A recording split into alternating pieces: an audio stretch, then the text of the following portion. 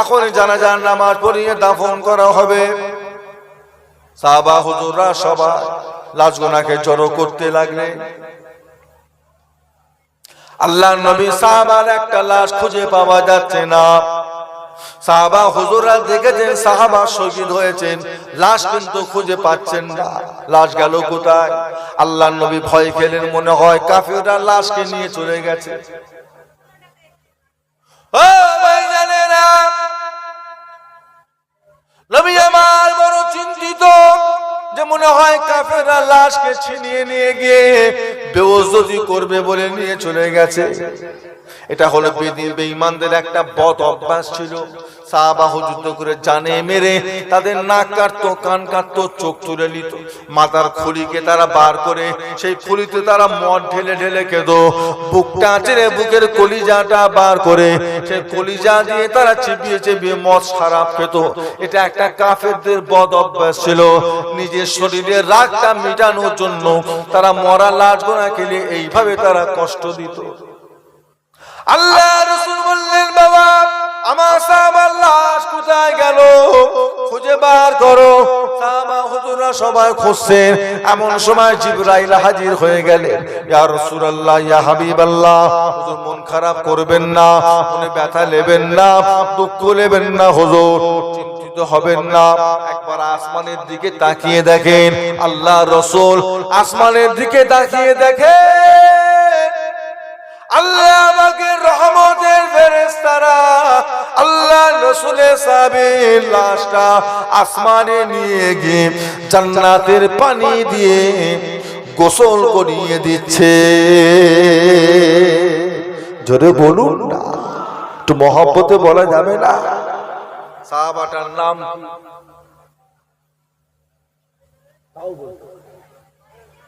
হযরতে হানজালা।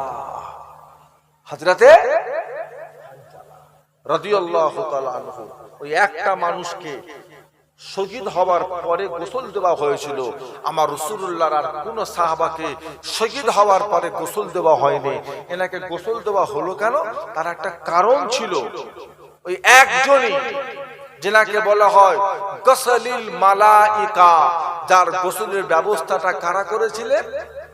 আল্লাহর মালাইকা ফেরেশতারা। জোরে বললেন না? কত বড় মাপের সাহাবা। আচ্ছা, ওনার পায়ের আওয়াজ জান্নাতে গেছে? কথা বলেন না, গেছে? কার গেছে? কি আমল? বিলালের কি আমল? আল্লাহ রাসূল যখন মেরাজ থেকে ঘুরে দুনিয়ার জমিনে চলে এলেন, নবী আমার দুনিয়ায় এসে হযরত বিলালকে কাছে ডেকে বসালেন। বিলাল এখানে আসে, কি আমল করেন বাবা, কি কি ইবাদত করেন বাবা, আমাকে একটু শোনান। হযরত বিলাল, ইয়া রাসূলুল্লাহ, হাবিবাল্লাহ, আমি বিলাল গরীব মানুষ, আমি যাকাত দিই না, আমি কুরবানি দিই না, আমি হজ করি না, আমি বিলাল বড় গরীব, আমি খালি ফরজ নামাজটা পড়ি আর একটা মাস ফরজ রোজাটা রাখি, এছাড়া আমি আর অন্য কোনো ইবাদত ঠিক মতো করতে পারি না। আল্লাহ নবী বলে, বাবা বিলাল, তুমি যে নামাজ পড়ো আর যে তুমি রোজা রাখো, এটা আমার অনেক সাহাবারা করে থাকে, বাড়তি আর কি কি করো বলো বাবা? হযরত বিলাল, ইয়া রাসূলুল্লাহ, হাবিবাল্লাহ, এছাড়া বাড়তি আমি তেমন কোনো ইবাদত করতে পারি না। আল্লাহ নবী বারবার জিজ্ঞাসা করে, বাবা বিলাল, আর কি করো বলো বাবা? হযরত বিলাল চিন্তায় পড়ে গেলেন।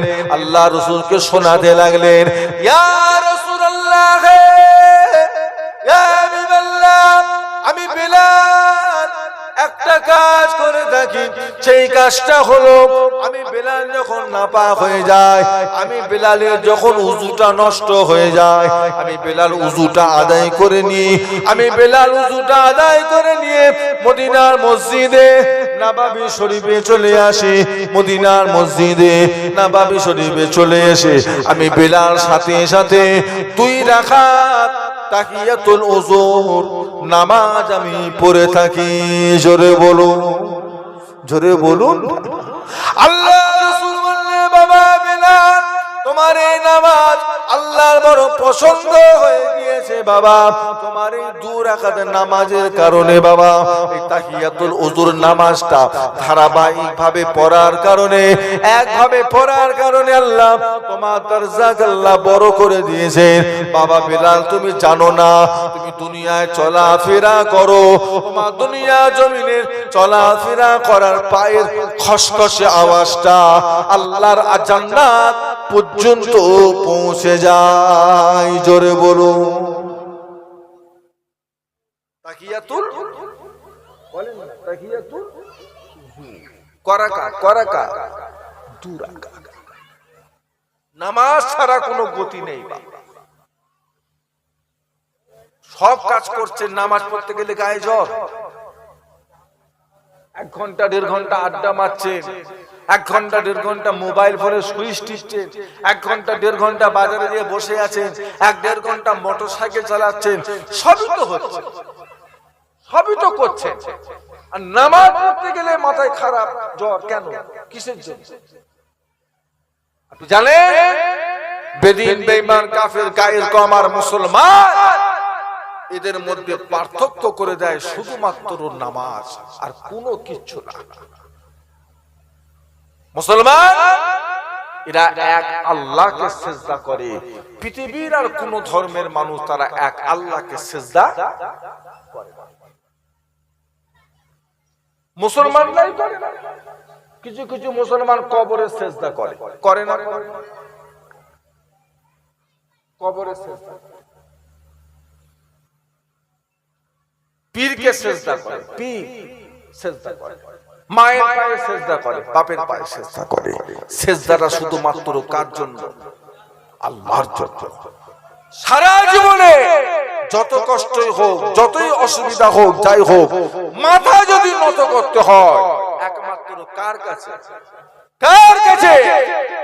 একমাত্র রব্বুল আলামিন আল্লাহর কাছে পৃথিবীর কোন শক্তির কাছে আমরা মাথা নত করব না খাবার মালিককে নেতা ক্যাটা এমপি এমএলএ প্রধান খাবার মালিক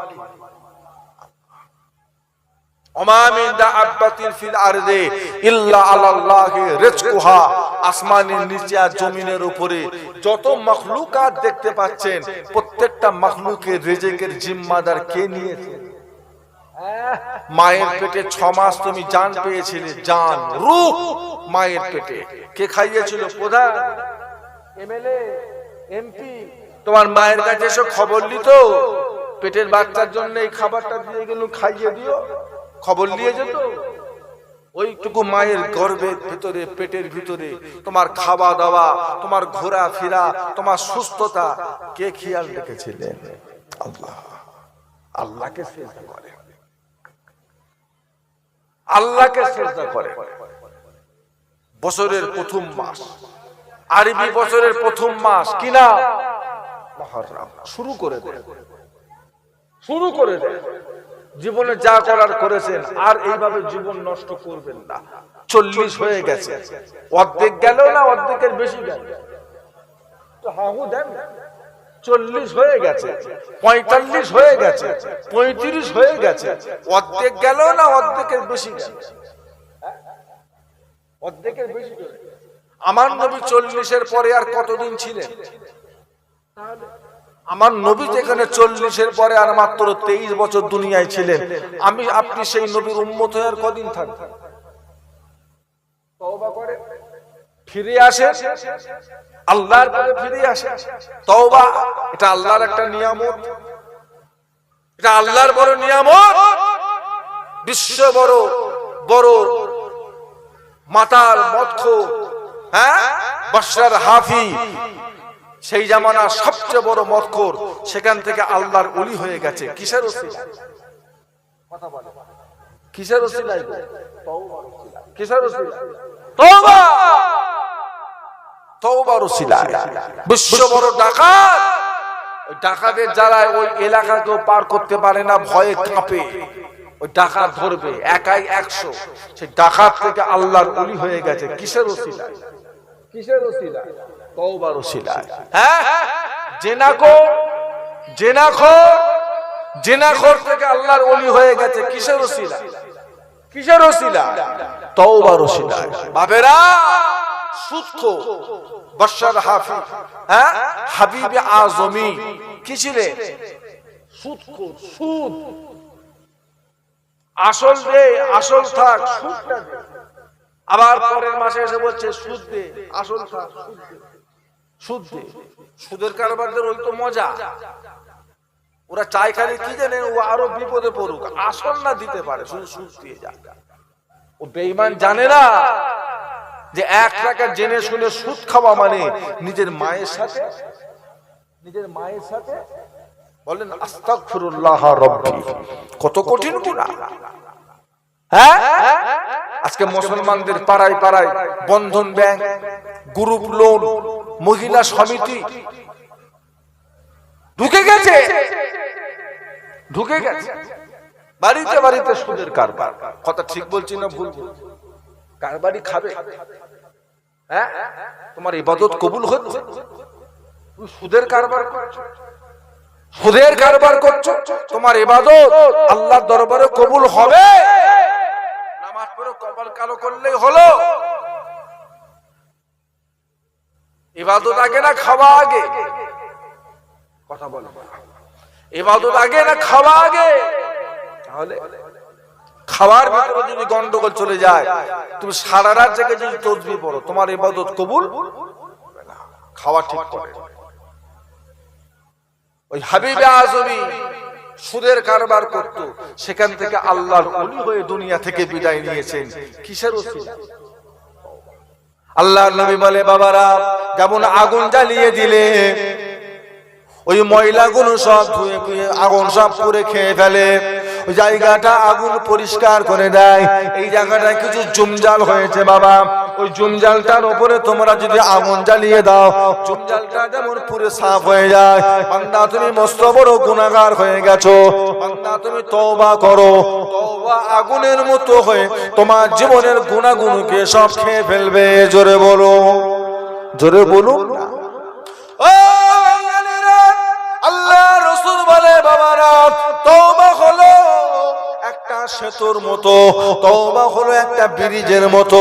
ব্রিজের এপার থেকে ওপারে যেতে গেলে যেমন ব্রিজের দরকার হয়, বান্দা আল্লাহর বান্দা আল্লাহ পর্যন্ত পৌঁছাতে গেলে একটা ব্রিজের প্রয়োজন হয়। ওই ব্রিজটা হলো বান্দার নেক দিলের তওবা। জোরে বলুন, জোরে বলুন। কি আশা করছে?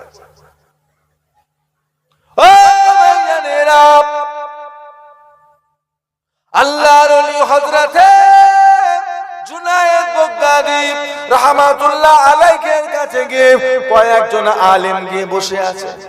কয়েকটা আলেম গিয়ে বসে বসে বলছে, হুজুর, আপনি আমাদের কাছে কিছু ওসিয়াত করেন, আমরা আপনার জবানের ওয়াজ শুনতে চাই, আপনি আমাদের কাছে কিছু ওসিয়াত নসিহত করেন হুজুর। আল্লাহর ওলি হযরতে জুনায়েদ বাগদাদী বললেন, বাবা, একটা কথা বলে রাখি বাবা, কথাটা মন দিয়ে মনে রেখো, মরণ পর্যন্ত স্মরণ রেখো। আমাদের আদি পিতা, আমাদের আদি পিতা হযরতে আদম আলাইহিস সালাম, হযরতে মা হাওয়া আলাইহিস সালাম 10টা গুনাহ নয়, 20টা গুনাহ নয়, 50টা গুনাহ নয়, মাত্র একটা গুনাহ। কটা গুনাহ?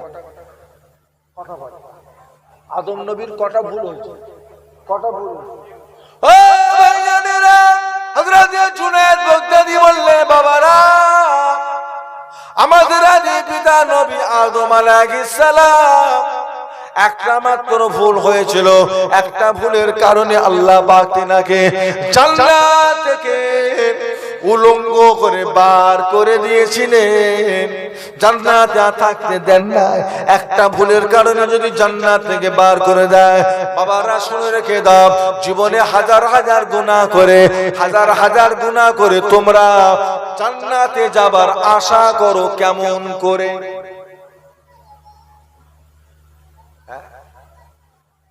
আবার ছোটখাটো জান্নাত যাবার আশা নয়, উনি জান্নাতুল ফেরদাউসে যাবেন। গুনার বোঝা মাথায় করে যে চলতে পারে না, উনি আশা করে আছে জান্নাতুল ফেরদাউস। ও বাবাজি, হ্যাঁ, আল্লাহর হাতে তৈরি হযরত আদম আলাইহিস সালাম একটা ভুল করার লেগে আল্লাহ জান্নাতে রেখেছিলেন। কথা বলেন না কেন?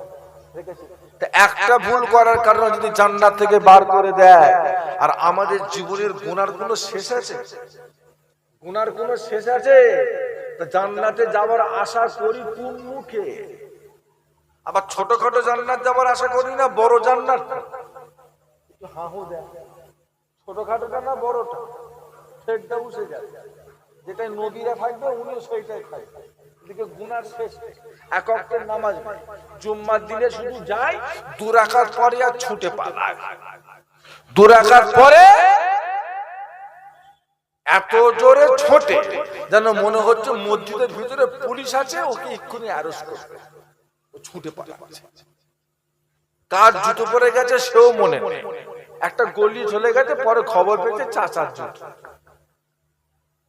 2 রাকাত পড়তে আর পারছে না। তাহিয়াতুল উযু কোথায় গেল? দুখুলুল মসজিদ কোথায় গেল? ক্বাবলাল জুম্মা কোথায় গেল? বাদাল জুম্মা কোথায় গেল? আখরিজ যোহর কোথায় গেল? সুন্নত কোথায় গেল? নফল কোথায় গেল? 40-45 হয়ে গেল, এখনো তুমি চ্যাংড়াদের মতো 2 রাকাত পড়ে পালাবে? বাবা ভাই, এখনো তুমি 2 রাকাত, তো বাড়তি নামাজ হবে কবে? বাড়তি নামাজ হবে কবে? এখনো 2 রাকাত পরে ছুটে ছুটে পালাবে? 40 হয়ে গেল। তোমার ছেলে 10 বছর বয়স, তোমার ছেলের 8 বছর বয়স, বাপ যদি 2 রাকাত পরে পালায়, ছেলে কি করবে? কথা বলে। ছেলে পাড়ার মুরব্বিকের দিকে না ছেলে বাপের দিকে? হ্যাঁ? চিলড্রেন অলওয়েজ কপি দেয়ার প্রেন্টস। বাচ্চা কাচ্চা সব সময় কপি করে কার? অনুসরণ করে কার? মা বাপে। মা বাপে। মা বাপ যেটা করবে ছেলে মেয়ে সেটা করবে। আপনি দেখবেন আপনার ছেলে আপনার অনুসরণ করে, আপনার মতো করার চেষ্টা করে। আপনিও যদি নামাজ পড়েন, আপনার ছেলেও নামাজি হবে।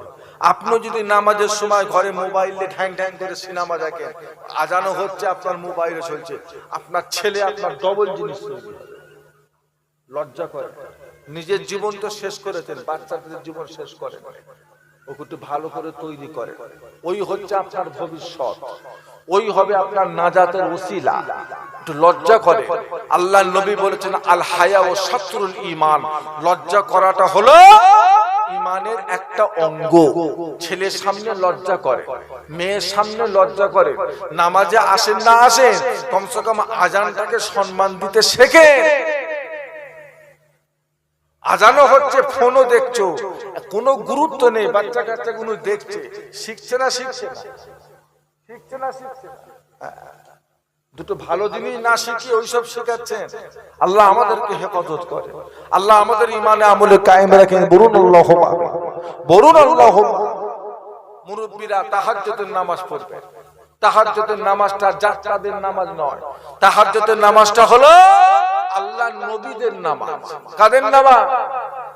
হ্যাঁ, শুধু আমার নবী নয়, তাহাজ্জুদের নামাজটা হলো আল্লাহর নবী আলাইহিস সালাম দিগের নামাজ।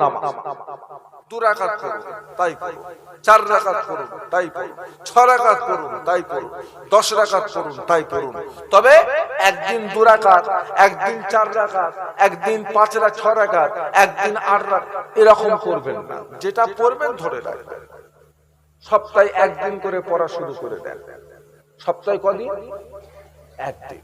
আল্লাহর ভয়, আখিরাতের ভয়, কবরের ভয়। একদিন পড়া যাবে না? একদিন পড়া যাবে না? আমি 7 দিন বলিনি তো, আমি বলেছি একদিন। একদিন তাহাজ্জুদের নামাজ একদিন পড়ে আল্লাহর কাছে খাস দিলে দোয়া চাওয়া। একটা দিন পড়ে ইনশাআল্লাহ শুরু করে দেন।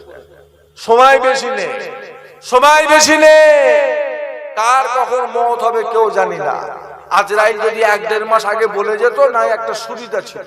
এখানে বলা বলির ব্যাপার নেই। নবীদেরকে বলে যায়নি, ও নবীরা তৈরি হও, 2 মাস পর আসছি। যেখানে নবীদেরকে বলে যায়নি, সেখানে আমাদের কাছে বলে যাবে? একা বলে যাবে? তাহলে নবীরা পর্যন্ত অবাক হয়ে গেছে। আজরাইল কি খবর? বলে হুজুর জান কবজ করতে এসেছে। জান কবজ করবে তো আগে বলে যেতে পারলে না? হঠাৎ করে কেউ আসে? আমার বাচ্চা কাচ্চা রয়েছে, তাদের কাছে কিছু ওসিয়াত করব, বাজার আছে, ধার দিনা আছে, ঋণ শোধ করব, আর হঠাৎ করে তুমি চলে এলে কেন? একটু আগে বলা যায় না?